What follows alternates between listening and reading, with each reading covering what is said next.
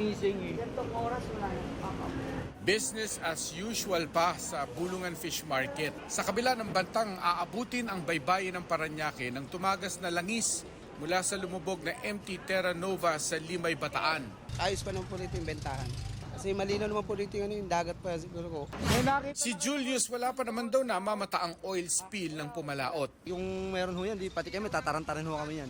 Ayon sa Philippine Coast Guard, kontrolado na ang tagas mula sa oil tanker. Sa aerial inspection ng PCG sa Metro Manila, Cavite, Bulacan at Pampanga, halos wala nang nakitang oil sheens. Pero ang dagat sa ilang barangay ng Limay, Bataan, hindi naligtas pangisdaan at paliguan base sa water quality test ng DENR. May umiiral ng fishing ban sa Limay pero may ilang napipilitang mangisda para meron man lang maiulam. Nagtsatsaga na lang kami pa kilo-kilo. Minsan mga 2 kilo, pwede na pambiling bigas. Halos hindi mabili.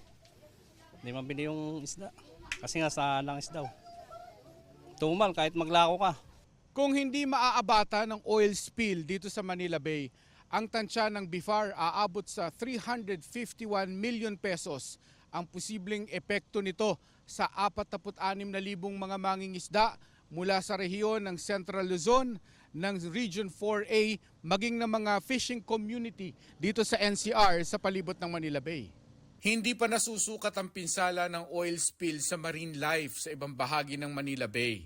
Meron pa rin siyang mga coral reef areas dyan sa may mouth, may Corregidor, Mariveles area. And meron na ring sightings na umabot na rin doon eh. Diver 1, proceed ka na sa PB1. Copy.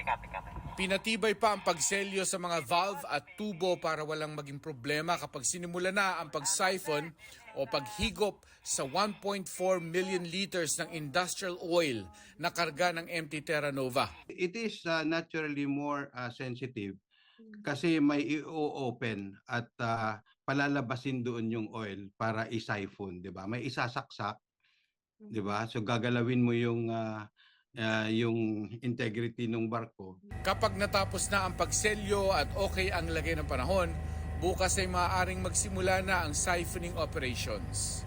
Mark Salazar, nagbabalita para sa GMA Integrated News. Diver 1, proceed ka na sa PB1. Copy. PB1 o PB3?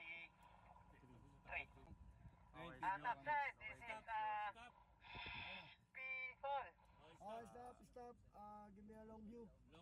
Huwag magpahuli sa mga balitang dapat ninyong malaman.